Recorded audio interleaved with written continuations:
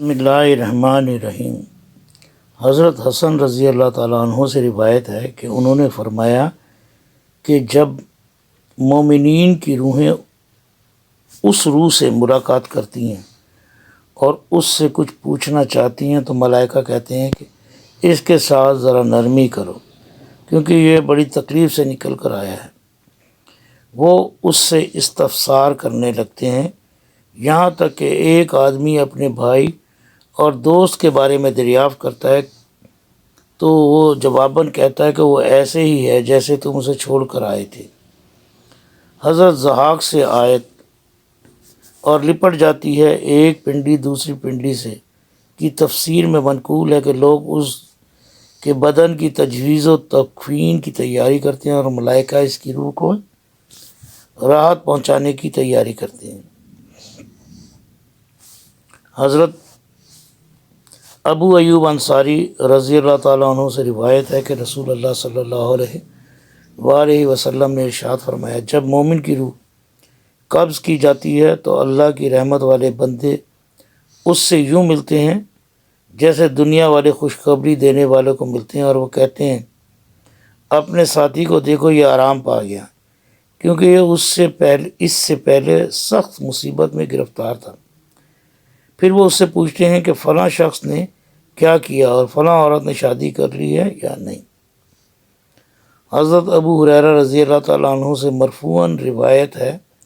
کہ جب مومن پر موت آنے لگتی ہے اور وہ جو انعام و اکرام دیکھتا ہے تو چاہتا ہے کہ کاش اس کی روح جلدی نکل جائے، اور اللہ تعالیٰ بھی اس کی ملاقات کو پسند فرماتے ہیں اور مومن کی روح آسمان کی طرف بلند ہو جاتی ہے تو اس کے پاس مومنین کی روحیں آ جاتی ہیں تو اس سے دنیا میں رہنے والے احباب کے بارے میں پوچھتی ہیں۔ ابن رجب نے احوال القبور میں اور ابن ابی دنیا نے ثابت بنانی سے روایت کیا کہ انہوں نے فرمایا ہمیں یہ خبر پہنچی ہے کہ جب کوئی آدمی فوت ہو جاتا ہے تو اس کے اعضاء و کربا جو پہلے فوت ہو چکے ہوتے ہیں وہ اسے اپنے درمیان گھیرے میں لے لیتے ہیں تو ایک دوسرے سے مل کر انہیں جو خوشی نصیب ہوتی ہے وہ اس مسافر سے کہیں زیادہ ہوتی ہے جو اپنے گھر والوں کی طرف لوٹ آئے۔ حضرت ابو سعید خدری رضی اللہ تعالیٰ عنہ سے روایت ہے انہوں نے فرمایا کہ رسول اللہ صلی اللہ علیہ وسلم نے ارشاد فرمایا کہ مردہ غسل دینے والے کو، اٹھانے والے کو، کفن دینے والے کو اور قبر میں اتارنے والے کو پہچانتا ہے۔ عمر بن دینار سے روایت ہے انہوں نے فرمایا کوئی بھی شخص جب مرتا ہے تو اس کی روح ملک الموت کے ہاتھ میں ہوتی ہے، وہ اپنے جسم کو دیکھ رہی ہوتی ہے کہ اسے کیسے غسل دیا جا رہا ہے، اسے کیسے لے جایا جا رہا ہے۔ مردہ اپنی چارپائی پر ہی ہوتا ہے تو اسے کہا جاتا ہے کہ لوگ جو تیری تعریف کر رہے ہیں اس کو تو سن۔ حضرت ابو سعید خدری رضی اللہ تعالیٰ عنہ نے کہا رسول اللہ صلی اللہ علیہ وآلہ وسلم نے ارشاد فرمایا کہ قبر جنت کے باغوں میں سے ایک باغ ہے اور دوزخ کے گڑھوں میں سے ایک گڑھا۔ سکرات موت کے وقت بہت سے لوگوں کو شدید کرب ہوتا ہے جسے سکرات موت کہتے ہیں، جیسا کہ قرآن پاک میں ارشاد باری تعالیٰ پس جب کہ روح نرخرے تک پہنچ جائے گی اور تم اس وقت آنکھوں سے دیکھتے رہو، ہم اس شخص سے بنسبت تمہارے بہت زیادہ قریب ہوتے ہیں لیکن تم نہیں دیکھ سکتے، پس اگر تم کسی کے زیر فرمان نہیں اور اس قول میں سچے ہو تو ذرا اس روح کو تو لوٹاؤ۔ یہ بھی چیلنج ہے کہ جس کے جسم سے ایک بار روح نکل گئی دوبارہ روح نہیں داخل ہو سکتی، مرنے کے بعد اللہ تعالیٰ ہی دوبارہ اگلی زندگی میں ہی روح کو جسم میں لوٹائے گا۔ اللہ ہی روحوں کو ان کی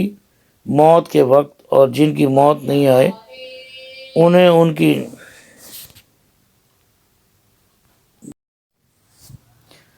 اللہ ہی روحوں کو ان کی موت کے وقت اور جن کی موت نہیں آئی انہیں ان کی نیند کے وقت قبض کر لیتا ہے، پھر جن پر موت کا حکم لگ چکا ہے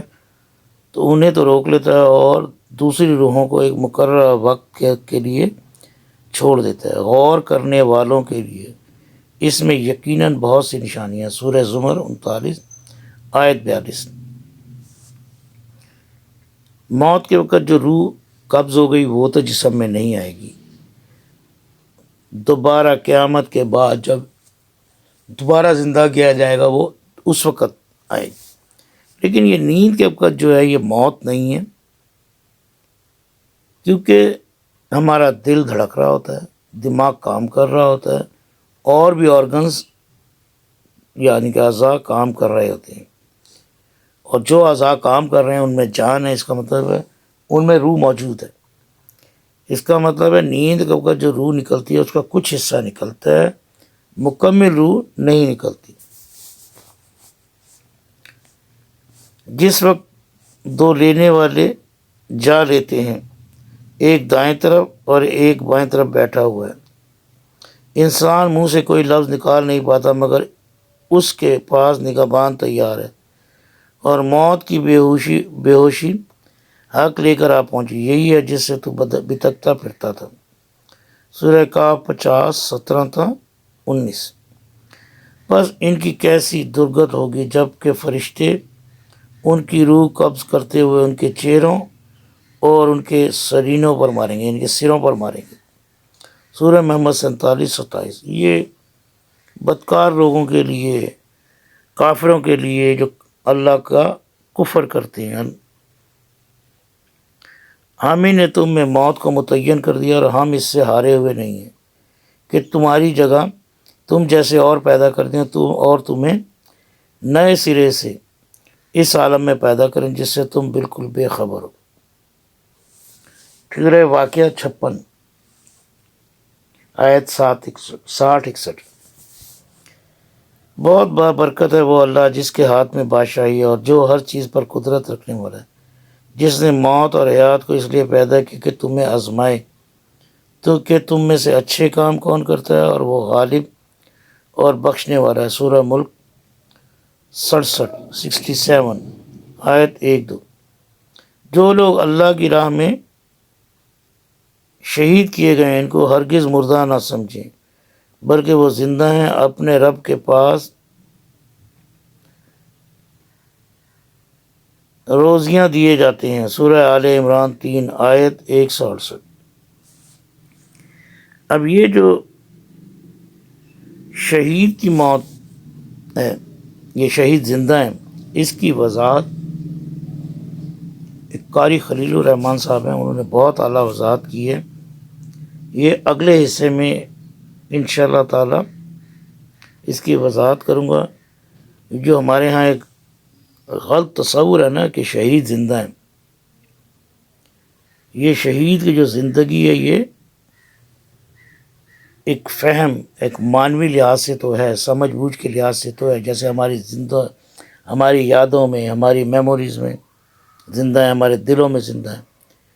لیکن روح ان کے جسم سے نکل گئی ہوگی۔ اور بڑی انہوں نے حدیثوں سے اور بڑی اعلیٰ وضاحت کی ہے۔ انشاءاللہ تعالی اس کی وضاحت میں اگلے حصے میں کروں گا۔